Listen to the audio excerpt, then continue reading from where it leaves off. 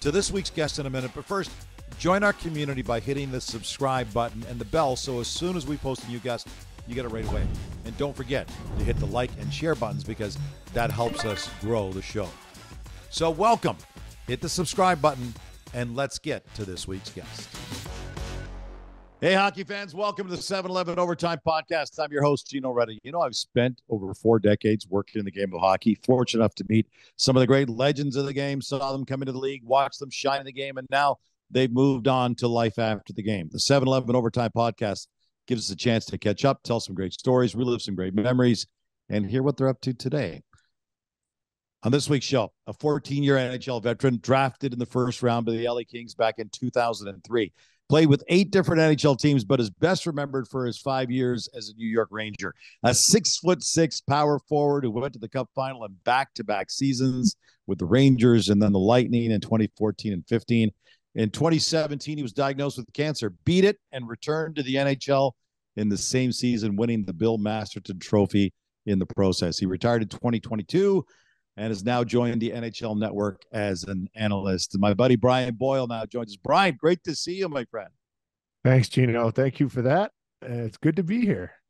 And so I guess I'm looking over your shoulder for those watching the podcast with the video. I'm looking over your shoulder, and you're clearly in a hotel room. Where are you at? What are you doing? I am. I'm in Secaucus in a hotel room. I am doing 4 days this week on the NHL Network. We go 4 to 6 NHL Now. Fun little player show. Mike Rupp is a big part of that. He's been a little busy doing some Penguins games too, so he actually had to come in virtually today. But we've had it's been a lot of fun. It's great being around the game, and it's great kind of getting guys to come on and talk a little bit of hockey, but a lot of kind of outside the game. We look at their Instagram pictures, kind of talk to them about their life and how they're, how they enjoy their city, what it was like back home. And, it was tons to talk about. It's, hockey players are opening up a little bit more now, which is great considering my new line of work. It's really cool to hear you say that because, well, that opens up our topic today because, listen, we'll get to the fact that you played in back-to-back Stanley Cup Finals, which is amazing. The vast majority of NHLers never get to play in the Cup Final. They don't get to experience that. You did it back-to-back years with 2 different organizations, and there are some cool stories involved there. But I'll be honest with you, Brian, the stories that really touched me and affect me most about your own personal journey and your own personal story is the stuff that you faced and overcome along your journey with your dad, yourself, and your child. It's mind-boggling. If anybody else had faced even one of the things that you faced, people would go, wow, faced that, got through it, may never have to worry about that again. And yet you went through 3, and we're going to get to it because it's an intriguing story. But let's go back to the beginning. You grew up to say a big Irish-American family is a huge understatement. You were one of how many kids? Where were you in that section? Tell our audience. I was number 7, and I was right in the middle. So for you math majors, there's 13 of us, 6 older and 6 younger, and that was me right in the middle. What was the age gap between number 1 and number 13? I can't believe I'm saying number 13. I know. 23 years, either just past 23 years. I think 23 years in like 2 weeks. Because I think Andrew, who's 13, the 13th, he's not 13 anymore, but he's the youngest. He was born August 3rd, and Jennifer is the oldest. She's July. I hope she's July. She might be June. Oh God. Anyways, when you got 12 siblings, you don't have to remember what he's I used to know all of them. I know middle names and birthdays. She's July, 100% July. 20. It's all. You know what? I just thought of this right now. Name your kids. Name your siblings from oldest to youngest. Include yourself in that list. Okay, it's Jennifer. Everybody is be in big trouble, brother. No, I won't. It's Jennifer, Artie Jr., Michelle, Chris, Brendan, Catherine, myself, Julianne, Gabrielle, Timothy, Nicholas, Andrew. But right under me was Joseph, and we lost him. He died of SIDS. So he's the 8th born. He died of SIDS 2 months into his life. I was about to turn 2. Wow. So I was 13. Yeah, that's amazing. It's amazing. I mean, I can't imagine what it would have been like to grow up in a household. Well, I'm not sure that all 13 of you, was there one point where all 13 of you and your parents were in the house at the same time, or were I, the elders gone before the news came up? yeah, I believe there was one summer. Jennifer was finishing, she finished at MIT, was trying to get into medical school. She eventually did, but there was a summer she was there and Michelle was home from college and everyone was, and then Andrew had been born, at the end of that summer. And so it was a lot of mouths to feed. Wow. Okay. So you mentioned tragedy, losing a younger brother to SIDS. That wasn't the only difficulty you faced. Your family got some really, really difficult news when you were very young. How old were you when word of your dad's condition came out? And what, if anything, do you remember, or is it all basically on stories that your family has told now that you recall? Yeah. So I was pretty protected. I was probably the cutoff, right? I was like the generation that was kind of protected from the actual real news about what was going on with my dad. But I do remember him getting sick. I remember him going through being sick in the beginning of it, and they didn't know what it was and they couldn't figure it out. And I was either it was after, I think I was a freshman, or it was end of my eighth grade and going into freshman year in high school. And I'm changing schools to go to high school, prep school, play hockey. And I remember being at our rink that I grew up playing on, Pilgrim Arena in Hingham, where I'm from. And he was there's three rinks, A, B, and C. So we're in the C rink parking lot, and I come out after I'm done, and his head's on the steering wheel, and he's like half asleep. I'll never forget. I looked down, and my dad was like 6'1" and real strong, good athlete. I looked down at his leg, and like he's wearing, he's just wearing pants. He's on the steering wheel, his head down, and his leg is like as skinny as my forearm. And that's kind of when I was like, what's going on here? And he would always tell me like, they'll figure it out. They don't know what it is. It's not cancer. It's not cancer. I was like, okay. And I was like, this is brutal, but hopefully he gets better. And I'd ask him how he's doing all the time. He's like, I'm better today. And anyways, they find out he's got a softball sized tumor on his kidney. He's got renal cell carcinoma, which is cancer of the kidney. Carcinoma is a bad word in the cancer circles.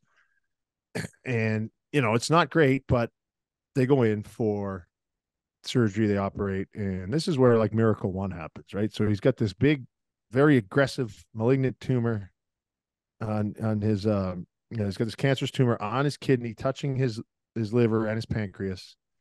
And so they go in for the operation, and there's a membrane that just grew in between the tumor, the liver, and the pancreas, protecting those two organs from the vicious cancer flesh-eating tumor that is there. So anyways, he gets cut in Because half. otherwise, if the membrane's not there, it spreads to his other organs, right? It goes everywhere. And that's what it always does.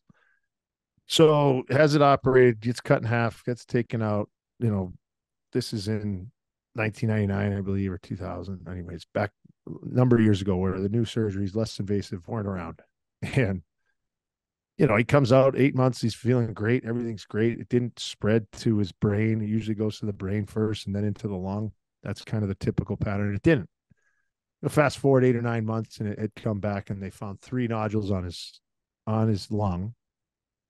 And now I'm fully into high school and my second year, and that's kind of when that was the first miracle, and then a lot more miracles happened after that. It's amazing. I mean, I can't imagine what you guys were going through as a family. Like, this is a mom and dad and 13 children before 2000, where, like, I mean, obviously, first and foremost, your dad's health. Then your mom's probably thinking, how are we financially going to make this happen with our kids?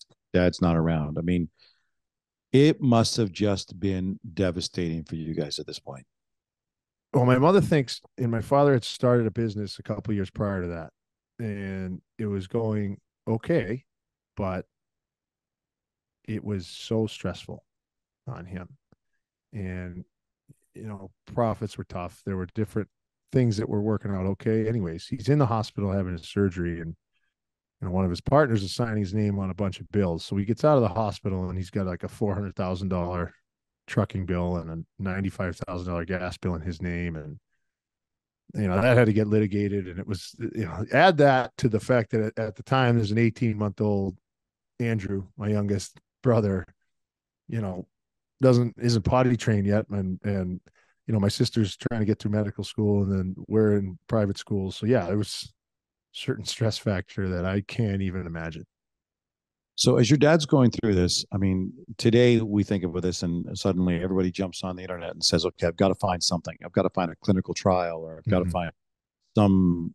I've had Paul Henderson on this podcast, and when he was struggling with this and still is struggling with his stomach cancer, he went to Mexico to try experimental treatments and things that aren't even allowed in Canada. But, it's worked out for him because he's still hanging in there.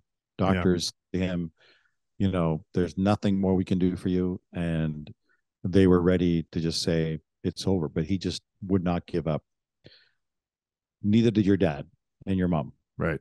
So then at some point, someone suggests a place in Bosnia Herzegovina. Yeah. Explain this one to me, Brian. Medjugorje. And I've been there. It's truly one of the most unique places I couldn't imagine it. And I went there right before the draft, actually, in 2003. But right when my dad got sick, we can go to there. My mother, blast emails and social media didn't exist. And she went everywhere and told everyone, please pray for Artie. And a lot of people, people are different about their certain health situation. My dad certainly didn't want everyone knowing or feeling bad for him, but this is what got my parents through, the unlikelihood of them having 13 kids and living in Hingham, Massachusetts, and the success that was up to that point. My mother and father attribute to just their faith and doing the right things, that their faith were Catholic, that it tells us to do. And so she went and asked people the power of prayer, and we watched a community come together. Wow. My little brother's hockey team, these kids are little. They're going in 11 o'clock at night during a prayer vigil and putting their jerseys on putting their jerseys on the altar and all kneeling down across the altar like 7-8-year-old kids and praying for my dad. And then, we get good news, and then you get kind of bad news. And then when the news that it had metastasized came, it was like, oh God, what happened? We were doing the right things. And that's when my father realized, I can't tough this one out. I can't just hope. I need to start changing. We always went to church. He raised his kids right. He goes, I got to do more. So he went to Medjugorje, and I've heard him say it enough times, but I don't want to get it wrong, but I remember it as, I'm going there to be healed, not necessarily be healed for cancer. I'm going there to be healed because I know that there's another step to this. And he went over there and he met a lot of people, and there were little miracles that happened over there. And he went to confession a whole bunch of times and realized that he was holding on to some stuff from his childhood. He was holding on to some stuff from his past with his parents, my grandma and grandpa. And he forgave everybody. And he came back, and his skin color, everything, all of this, he looked like a healthy man again. And so he calls the oncologist. He's about a week prior to surgery. Calls the oncologist saying, I need another scan. I don't know why I need another scan. It was put in his heart. He's on Cross Mountain in Medjugorje saying the rosary at 6 a.m. the last day he's there, and he feels a sensation in his chest that was so specific, he thought it was getting worse. Because it's getting worse, I can feel it growing. He goes back and wants to scan. They say, if it's worse, we'll cut it out. It doesn't matter. Surgery scheduled. Gets a new doctor. Like, I need this. I need to see this. If you won't let me see it, I need a new doctor. Gets a new doctor. And he had this old Motorola flip phone with the when he would give his talks after the fact, with the voicemail on it. And there's a doctor who is screaming into the phone, it's gone. It's gone. It's gone. And so I don't know any of this at the time. I come home from school and I know Dad has a scan that day. And I walk into the office and my mom can't talk and she's crying. And I'm like, oh gosh, what is going to happen now? And she goes, they don't need to have surgery, got canceled. And I'm thinking, there's no need for it's that bad or whatever. I'm panicked. Yeah. She just was like choked up, whispering, "It's gone, it's gone." And I'll never forget that. Um, but that was the miracle. And then the work started for my dad. Unbelievable. Unbelievable. And just for clarification for our audience to bring up to speed in case you don't have a lot of experience with it, metastasized means the cancer had spread everywhere. It's terminal. The doctors Yeah. will tell you we can try to prolong your life as much as we can, but it's terminal. And Medjugorje is, I guess, a place of spiritual cleansing in Yeah. Bosnia Herzegovina, kind of like a mecca. I think more so in the Catholic Church than any other church. Am I right on that? Well, yeah, because it's so heavily influenced by the Virgin Blessed Mother. So Mary appeared to 6 children in 1980, and she appeared to them every day at the same time for years and years. And I think 3 of them still she appears to, and she communicates with them, and they're called apparitions. And I mean, Yvonne is one of the visionaries, and he's very close with our family now. He's very close to my dad. If you met the man, seems like a real fun guy to hang out with, have some wine, go to a great dinner, tell a lot of jokes. And then when the clock hits, 20 to 6 p.m., he hits his knees.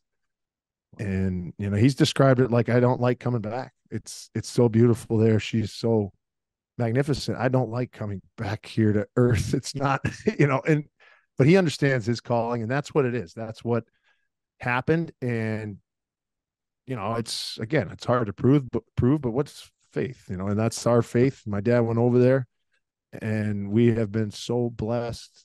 It's not without hardships. It's not without challenges. We've certainly been tested several times over, but that is Medjugorje to it, the best I can describe it. And it's still going on. The place is magnificent.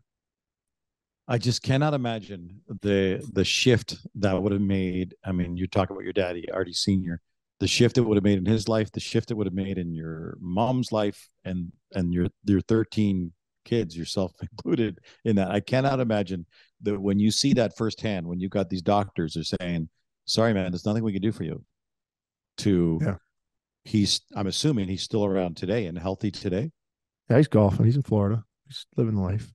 He had So listen to this. I mean, it had come back sometimes. It came a little nodule would come back and scare us. And I was always like, that's scary. That's scary. Now I'm to the point where it's come back a few times.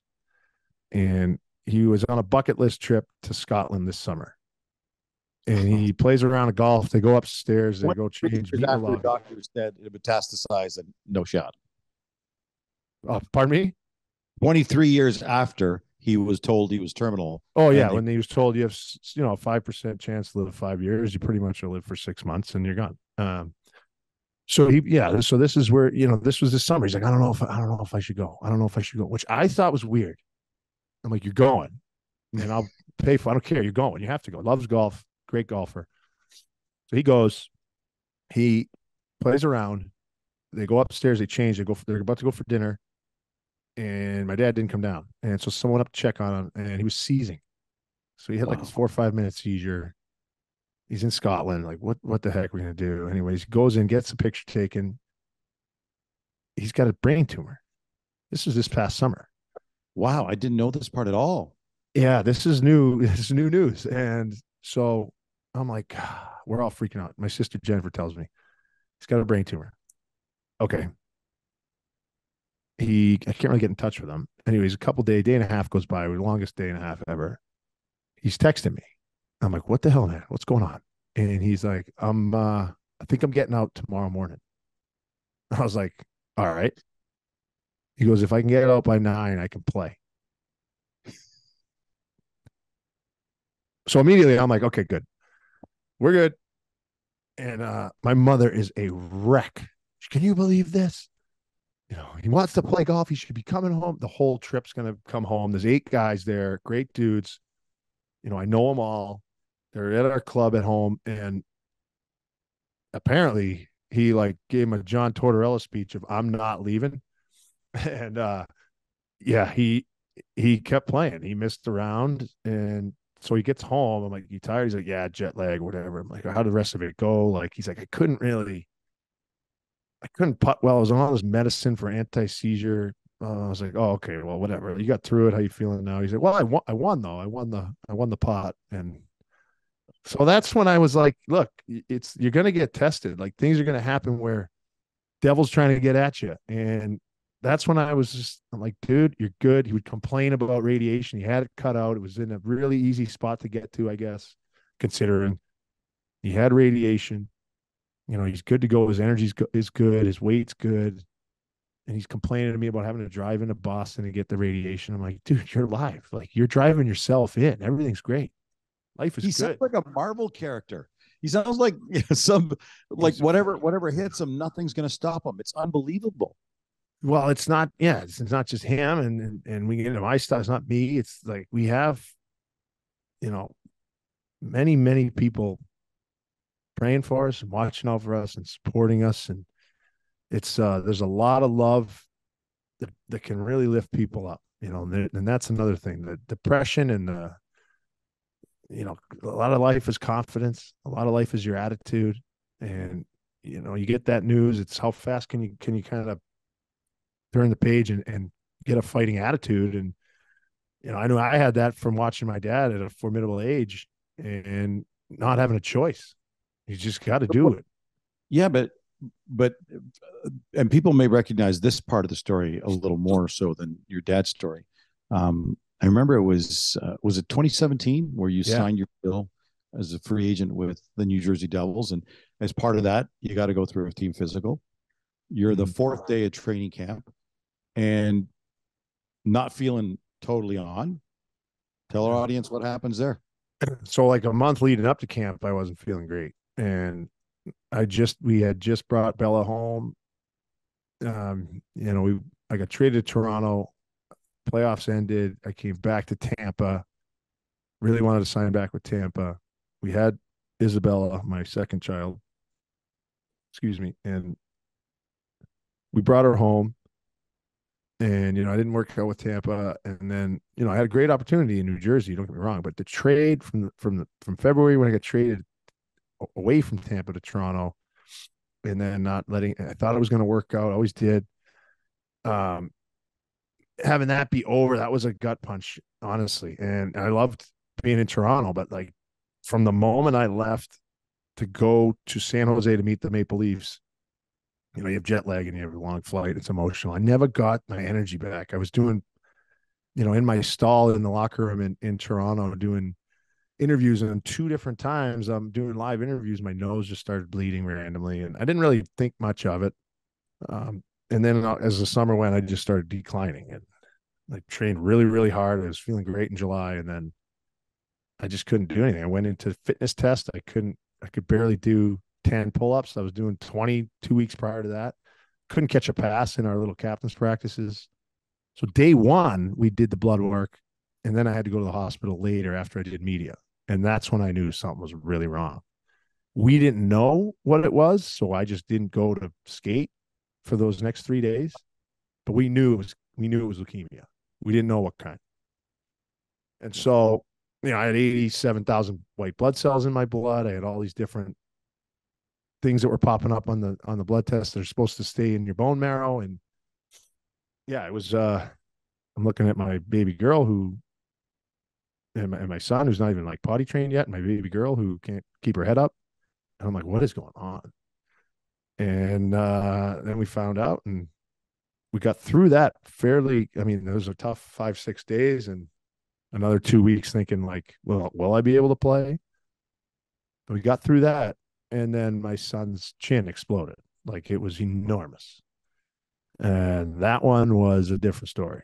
That one broke. At this point? He was 2. He was about 2 and 2.5. And this thing just kept growing and growing. We went to like 3 or 4 different high-end places, Sloan Kettering. We went up to Dana-Farber, and they told us it was Ewing sarcoma. He told us he had bone cancer in his face. And I've never prayed more for anything in my life that it wasn't. And I told someone a hell of a lot smarter than me that this is an AVM. I know it. And he's just telling me it isn't.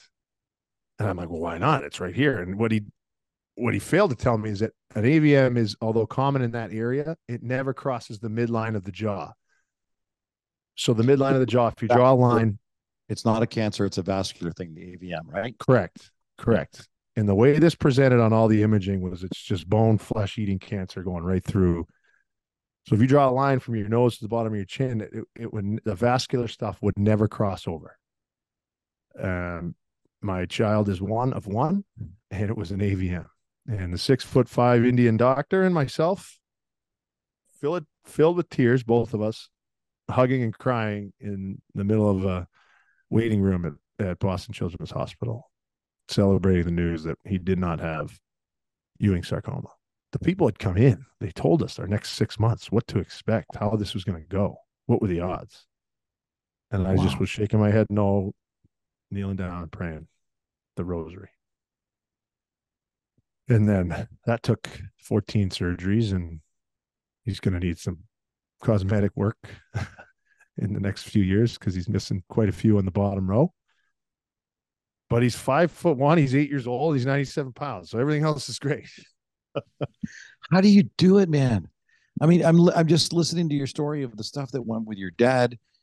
It could have changed your entire life at a very, very early age. And you guys get through that together as a family through your own personal, and just to finish the story about your own personal diagnosis, you did have leukemia. You got treated, got cleared, and you were back playing like just a few weeks after you were diagnosed, right? Yeah, I think I got in November 1st. And that was just because my spleen wouldn't get back up into my rib cage. It was just a little, it was the last, I think, millimeter and a half was being stubborn. And I was like, get me out there. And a lot of it was just show people that I'm good. I'm healthy. Don't worry. But then a few weeks later, we had to deal with Declan, my son. And that, that's the hardest thing we've ever had to do. And my wife, took it. She had to take him to an operation. I knew I was getting traded the next year to Nashville. I just didn't know the exact day. She leaves. I get the call right when she left, maybe 10 minutes down the road. And he had to go have another operation. She had me go for the All-Star game. I made the All-Star team because Taylor Hall got hurt. He's in the ICU. I'm not going. I said, I'm not going. And she said, you have to go.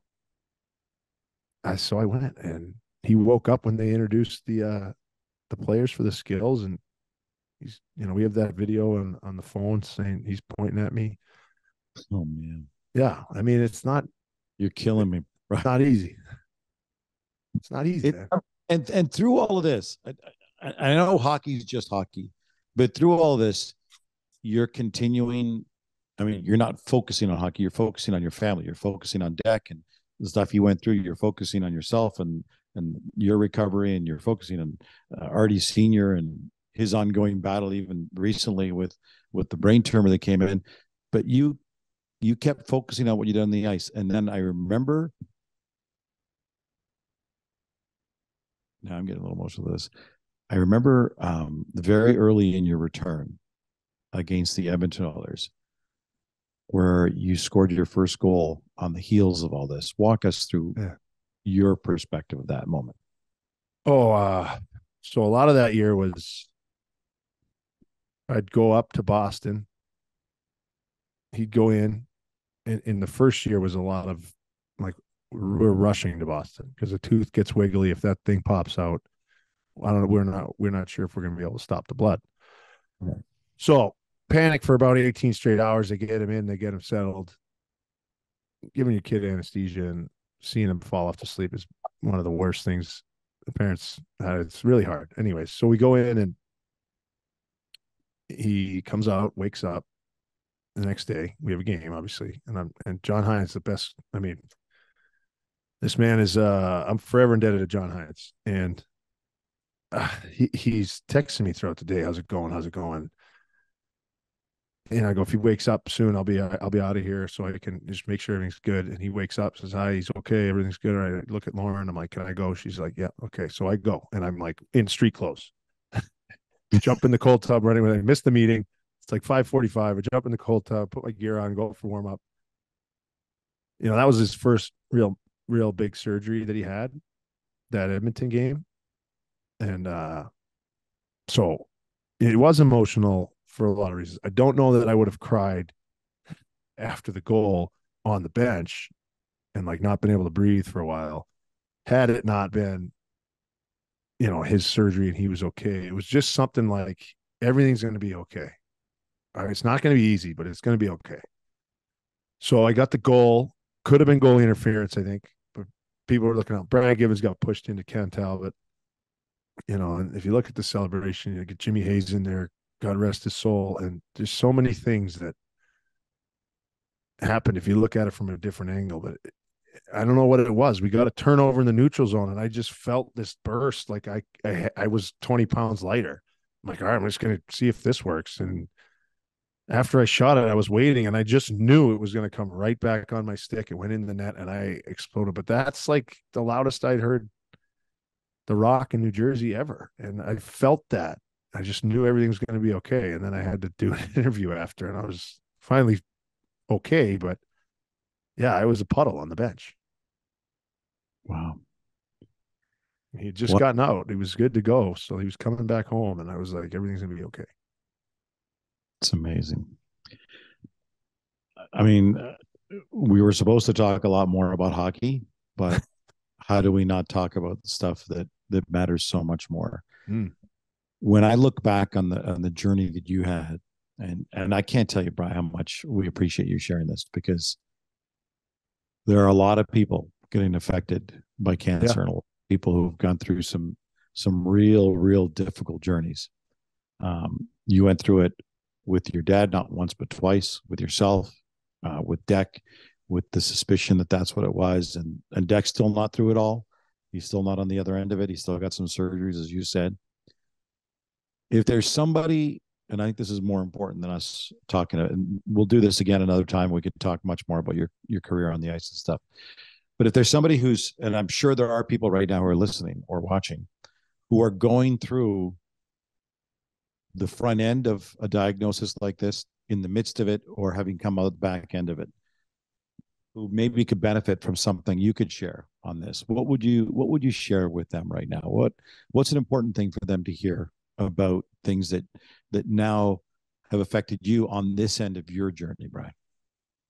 Look, it's okay to have sadness. That's normal. A little depression is normal. You can be scared. That's normal. And you don't have to rush out of that. That's a human emotion, and life's not supposed to be easy, right? If it was easy, it'd be boring. I mean, things happen, and these are terrible diseases that are just, I mean, they're devastating.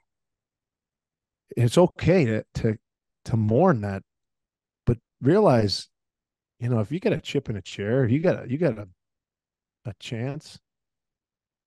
You surround yourself with people, you ask for help, or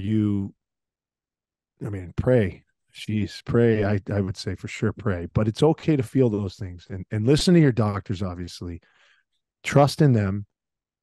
Do whatever you can to be as healthy as you can. This is what I said, this is what I said 7 years ago. This is what I'll say forever.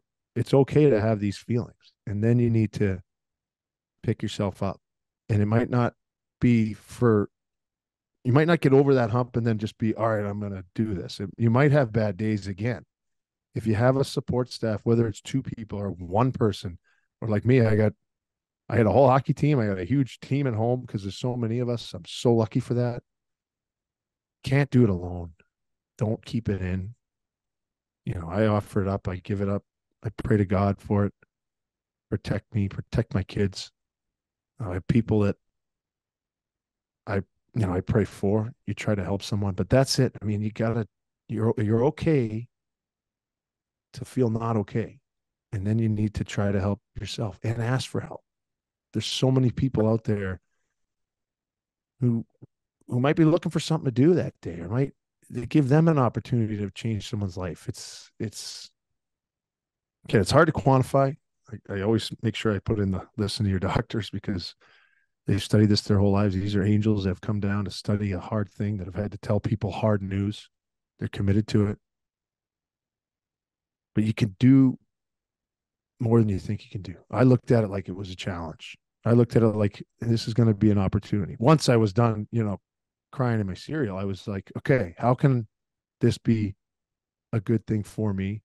And it's turned out to touch a lot of people, to help people. Just when I got back on the ice, that helped people. It gave people some hope anyway. So hang on to that hope. Have faith. If you have it, pray all the time. Wow.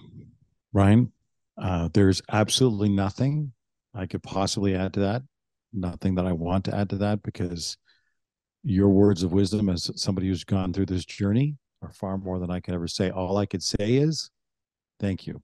Thank you on behalf of anybody who's listening, whose life this may touch and affect and help guide through this. Thank you for sharing your story. This has been an amazing time to chat with you. Next time we'll talk more about hockey, but I think this was a far conversation. Yeah, well, I agree, and I'm thankful I have the opportunity to tell it. Thanks for having me on, Gino. Ryan, thank you. Ryan Boyle. Pleasure. Boyle, a man who's gone through an incredible journey, and it ain't over yet. He's got a long way to go. Brian, thanks a lot for this, buddy.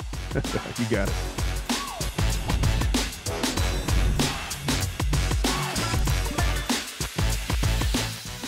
Brian Boyle. Wow. What an incredible journey, an incredible story. Such a great time to share with him. The Overtime Podcast is proudly presented by 7-Eleven and Athletes Care. Before leaving the rink, order your favorite Slurpee, fresh 100% premium Arabica coffee, hot from the oven pizza and wings, pint of ice cream, or even a carton of milk, a dozen eggs, and a loaf of bread from the 7NOW app, and Team 7-Eleven will have your order ready for pickup 24/7. Athletes Care is proud to be celebrating its 25th year, offering sports medicine services to both elite athletes and the general population who require rehab for a new or chronic injury or pain. Go to where the best go. Athletes Care Sports Medicine Clinics with 24 locations in the Greater Toronto Area and Ottawa. Hey, if you missed any parts of the show, don't worry. Visit our website at overtimepodcast.ca, where you can both listen and subscribe to future shows. 7-Eleven's Overtime Podcast can be found on Spotify, iTunes Podcast, or any of your favorite podcast platforms as well. Check out and subscribe to our YouTube channel at O-Time Podcast. Until next week, I'm Gino Retta saying so long, hockey fans, and thanks for joining us on the 7-Eleven Overtime Podcast.